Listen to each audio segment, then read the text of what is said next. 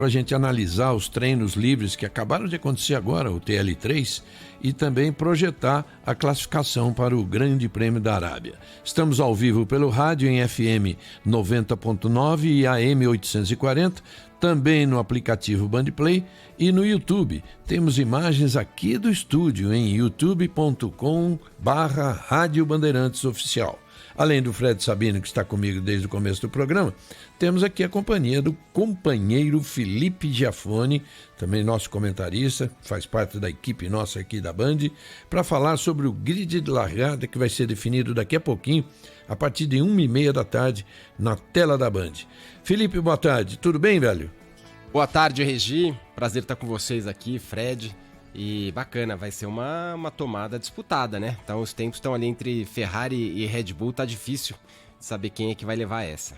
Nas nossas apostas aí, nas transmissões da Band, aquelas apostas da pizza que ninguém paga nunca, você apostou no Leclerc e o Fred no Leclerc, né, Fred? Isso, no Leclerc.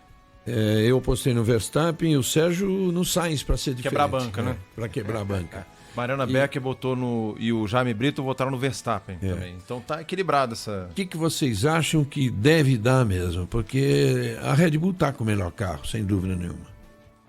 Olha, o Leclerc tá num momento muito inspirado, né?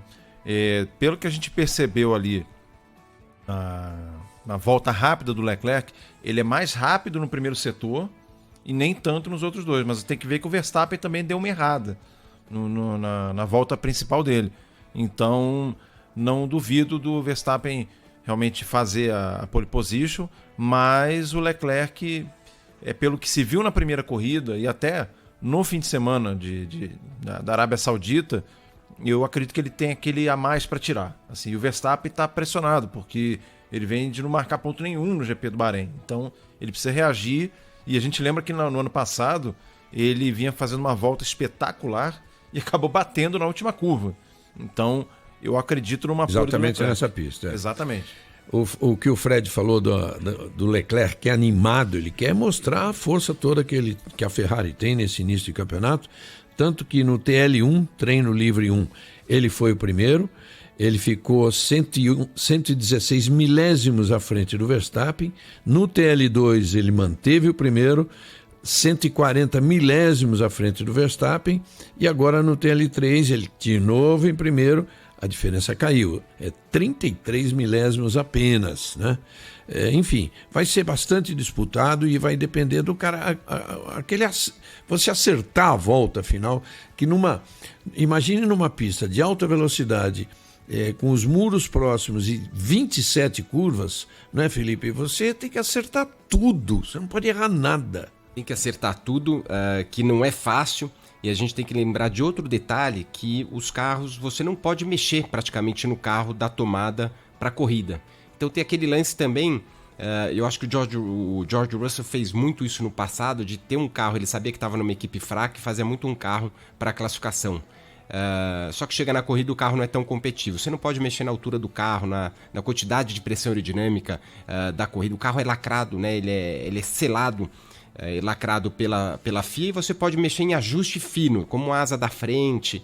Então, é uma estratégia também, além de você ter que brigar pela pole, é você achar um compromisso de um carro que é rápido para a classificação, mas que também seja rápido amanhã para a corrida. Ô Fred, a gente dá uma olhada aí nos primeiros colocados, a gente vê, olha só, do primeiro motor Ferrari, o segundo Red Bull, o terceiro Red Bull, o quarto motor Ferrari, o quinto é Ferrari, no sexto tem uma variaçãozinha que tem o Ocon da Alpine, o sétimo é Ferrari, o oitavo é Ferrari, no nono outro Alpine do Alonso e o décimo Red Bull. Quer dizer, o motor Mercedes está muito longe de conseguir alguma coisa. Muito mal o motor Mercedes. Você vê o Hamilton tirando tudo que podia, foi o 11º, e o George Russell foi o 14º. E ali entre eles estão o Mick Schumacher e o Guan Yu Zhou, ambos com motor Ferrari. E aí você vê para trás o Lance Stroll 15º com o motor Mercedes, Daniel Ricciardo motor Mercedes, Albon motor Mercedes, Hülkenberg motor Mercedes, Norris motor Mercedes e Latifi motor Mercedes. Ou seja, as últimas 7 posições com motor Mercedes. Quando que a gente imaginaria ver uma situação dessa? Exatamente, pelo que a gente vê nos últimos 8 anos, né? Desde 2014, desde o início da era híbrida, que a Mercedes foi a primeira a se dedicar a esses motores híbridos desde 2012, 2011, trabalhando neles para estrear em 14, e aí só deu ela. Agora, como é que pode acontecer isso, Felipe? Ficar tão para trás? Eu, conversando com o Rubinho recentemente no nosso Batendo Roda, ele disse que não é que ela parou a evolução, ela evoluiu, mas que as outras evoluíram muito mais. É mais ou menos por aí? Eu acredito que sim, né, Regi? Eu acho que a Ferrari, por tudo que passou né, no passado, acho que eles focaram nesse regulamento, tanto na parte aerodinâmica como na parte de motor também. A gente tem que lembrar que tem uma mudança no combustível, né, que eles passaram de 5% para 10% de um combustível, pode ser o etanol, mas tem que ser biocombustível. É um biocombustível.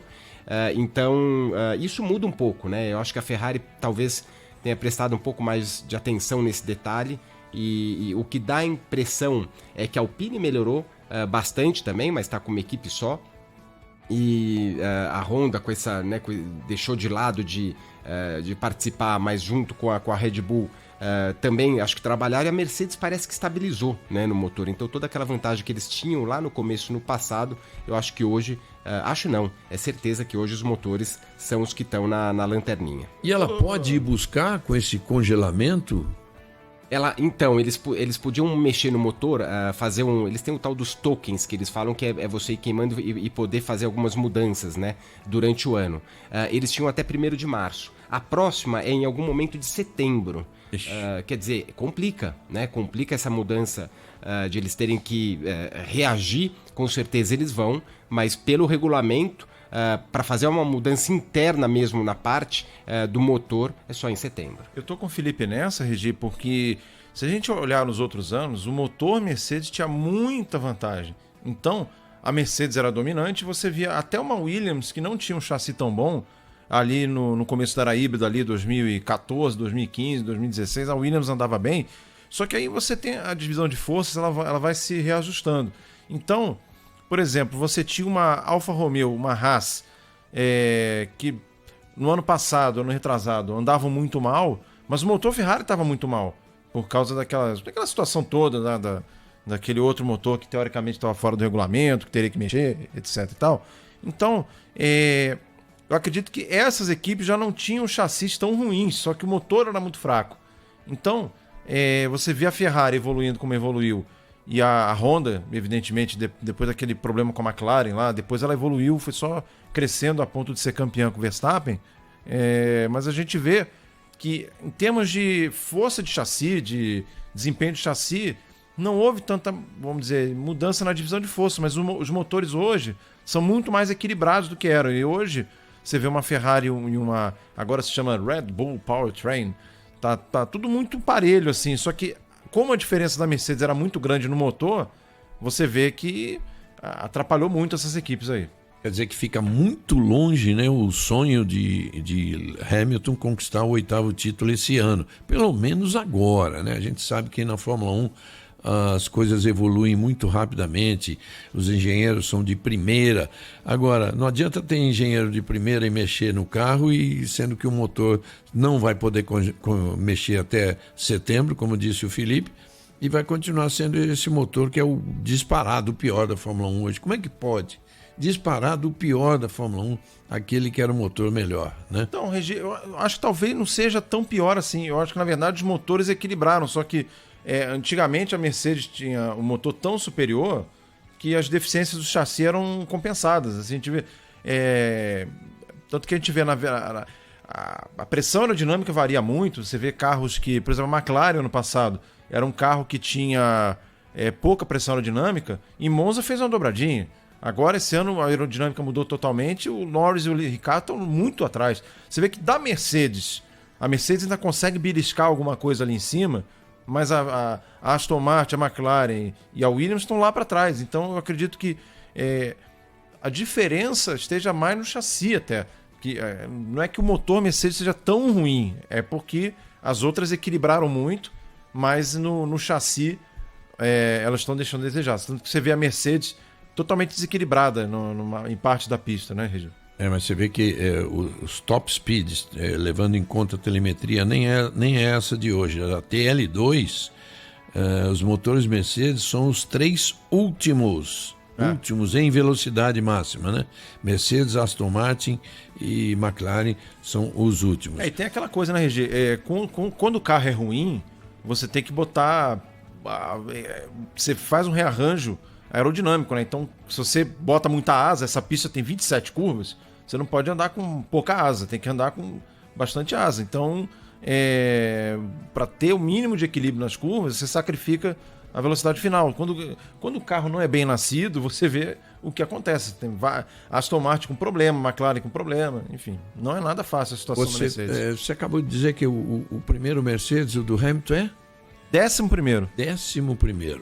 Você vê, como é que um carro desse conseguiu chegar ao pódio e fazer o 4º lugar na pista do Bahrein, se bem que são condições completamente diferentes, e aí você tem um Hamilton e um Russell que são excelentes pilotos. Aliás, vale registrar aqui o fato do Hamilton ter feito esse pódio, ele já marcou um recorde absoluto, ele superou o Schumacher, ele tem 16 temporadas seguidas com um pódio. Pode ser que seja o único do ano. E todas com vitória também, eu acho, né? Com vitória. Todas com vitória. Será que esse ano ele vai conseguir? Aí é que eu não sei. Pódio já tá lá. Vamos ver, de repente, uma corrida com chuva, ele consegue beliscar aí, né? Tudo indica que o Hamilton tá guiando o pior carro da carreira dele na Fórmula 1, porque ele teve a sorte, né, de já entrar pela porta da frente, né? Ele já entrou na McLaren batendo roda lá na frente. Só a McLaren em 2009, no primeiro semestre, ela estava muito ruim, que ela estava se adaptando ao KERS ainda e tal, aquela coisa toda. Depois ela foi evoluindo, inclusive ele ganhou a corrida, né? Mas eu acho que tirando a primeira metade de 2009, talvez ali 2013, quando ele chegou à Mercedes no começo ali, e realmente o Felipe tem toda a razão. E é legal, só lembrando a você, pessoal de casa aí, que quando ele foi da McLaren para a Mercedes, todo mundo se surpreendeu, né? Porque, afinal de contas, você estava largando uma McLaren, né? Uma grande equipe McLaren, para ir para uma Mercedes que não ganhava corrida. Só tinha ganho em 3 anos, só tinha ganho uma corrida com o Nico Rosberg, mas ele foi convencido até pelo Niki Lauda, acreditou e parece que se deu um pouquinho bem, né? E está lá a 180 corridas agora, né, nesse fim de semana. O Rubinho falou aqui nessa nossa conversa aqui do Batendo Roda agora há pouco, e você, Felipe, falou disso na corrida passada. Essa nova regra do pré-aquecimento de pneu, que é o máximo de 70 graus, né? Até o ano passado eram 100 graus no pneu da frente e 80 no de trás. Isso muda muito na corrida, né? Para quem viu a corrida passada, você viu o Hamilton saindo de pneu, tudo bem que era o pneu duro, o pneu branco, quando ele saiu de box no pit stop, cara, o carro não parava no chão. Escorregou, né? Saiu de frente ali, que era... e muda estratégia, né? E principalmente quando o pneu é mais duro. A gente tá com uma gama mais mole, né? Um ponto mais macio, ou seja, o pneu duro que ele tava no Bahrein não existe. O pneu amarelo, o médio seria o pneu duro da última prova. Isso ajuda um pouquinho, mas é um trabalho extra, né? Eles têm que ter... são 70 graus nas 4 rodas, isso... Tudo indica que até o undercut que eles estão acostumados a fazer perde um pouco. Explica pra gente por que ficou mais difícil. Porque vamos pensar que toda vez que, né, até uma diferença de 1,5 segundos, até 2 ali, quando o piloto de trás, né, vamos supor, o que está em segundo, tem o carro na frente e o que está em segundo, ele para antes realmente da hora certa de trocar pneu, mas ele conta com essa parada para sair com o pneu zerinho, já aquecido, né, no passado, e essa única volta, mesmo que esse piloto da frente entre na volta seguinte, que é o que eles fazem para não tomar o undercut, essa única volta às vezes já vale 1,5 segundos, 2, porque o pneu quando sai, ele sai muito melhor naquela primeira volta, né? Então, como o primeiro setor, você já não dá, você já não tem o pneu aquecido e as equipes vêm também falando, né, no rádio para os pilotos não puxarem muito nesse primeiro setor, é porque como a calibragem está mais para baixo, eles estão a 70 graus, a calibragem também está umas 2, 3 libras para baixo. Eles não querem forçar muito. Isso a gente vê muito na Stock Car, né? Que não tem o aquecimento, o cara sai de estragar o pneu. Então, o undercut não está tão forte como estava antes. Mas a gente viu que mesmo assim o Verstappen quase conseguiu a ultrapassagem em cima do Leclerc, mesmo com todas essas condições. E ele discutiu com a equipe, né? Ele tentou 2 vezes e reclamou que a equipe mandou ele pegar leve nas primeiras voltas. Mas tem que ser, né? Tem que ser. Agora é quase que uma coisa imperativa, né? Pessoal, vamos falar um pouquinho dessa pista, que a gente lembrando que tem 6.174 quilômetros, por incrível que pareça, é uma pista de rua que só é menor que a de Spa-Francorchamps, que tem 7.004 quilômetros. Número de curvas, a gente já falou agora, 27, sendo 16 para a esquerda, 11 para a direita, e não tem respiro, né? Você não acabou de fazer uma curva, você já está na outra. É uma corrida... Tem praticamente 2 freadas um pouco mais fortes só na reta do box. 2 freadas. Das 6 freadas, 2 mais fortes. O recorde oficial do ano passado foi 1:30.734 em 2021. E a pole, aí sim, a pole ainda é mais rápida do que o tempo que eles estão fazendo agora, porque esses carros de hoje, essas novas regras, os carros são mais lentos. A pole foi 1:27.511, mas eles já estão em 1:29.768. Não vão chegar no tempo da pole do ano passado, mas talvez seja a pista em que a diferença desse carro para o carro do ano passado seja a menor de todas.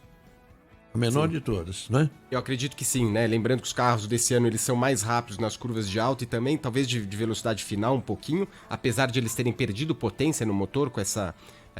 como subiu nessa parte do etanol para 10%, então, mas ainda é um carro melhor aerodinamicamente falando. O que me chamou muito a atenção, Regi, se a gente for, ainda é uma análise, né, ainda é um pouco cedo, mas hoje a diferença do primeiro, a diferença entre os carros, isso está me chamando a atenção. Vamos esperar a classificação, eu fiz um comparativo aqui entre o terceiro treino livre desse ano com o mesmo terceiro treino livre do ano passado. O ano passado, para os últimos 2 carros da Haas, deu 2,8 de diferença para os carros. Aqui, para o último colocado, que foi o Latifi, deu 2,2, só que para o penúltimo, que foi uma McLaren, do Norris, é 1,7. Quer dizer, 1,8 quase. Quer dizer, a Fórmula 1 vem, aparentemente, e isso assim, a mudança de regulamento aconteceu agora, as equipes ainda estão meio perdidas, né? Elas vão se achar e começam uma a copiar a outra. Então, dá a impressão, sim, que a Fórmula 1 está querendo chegar, está chegando aonde ela quer, que é diminuir a diferença do último para o primeiro, e visto aí que a gente tem a Ferrari, que foi o mais rápido, e depois até o Fernando Alonso, que foi o 9º, tem só meio segundo, que para a Fórmula 1 é muito pouco. Muito pouco mesmo. Quer dizer que o objetivo está sendo alcançado. Eu acho que eles estão fazendo. E eles estão fazendo de tudo, né? Isso aí é um trabalho que eles estão fazendo de algumas formas, né? Tanto limitando o budget, né, das equipes agora em 140 milhões. Obviamente que as equipes que tiveram mais recursos no passado ainda levam uma vantagem, as 3 mais fortes, mas isso com a tendência, com o passar dos anos, eu acho que vai nivelar. Esse lance que você mesmo comentou no treino, de o regulamento sempre ajudar quem vai pior, né, com mais horas de túnel de vento, mais horas de CFD, que é a parte de computador. Quer dizer, eles vão ajudando os piores e vão bloqueando os da frente. Então tudo todo o regulamento feito de uma forma mais travada, principalmente na parte de aerodinâmica e suspensão. A suspensão hoje é muito mais simples, não tem um monte de... Ela virou uma suspensão, não tem a parte hidráulica de válvulas, o carro poder abaixar, então tudo ficou um carro mais simples. Eu acredito que isso tudo está fazendo os carros ficarem mais próximos entre si. Nós estamos quase encerrando o programa. Eu queria só dizer que você que acompanhou as notícias aí por rádio e pela TV, a Band deu o tempo todo, aliás, nossa equipe dormiu na pista, né? Porque a última reunião entre pilotos e chefes de equipe terminou às 3:30 da manhã.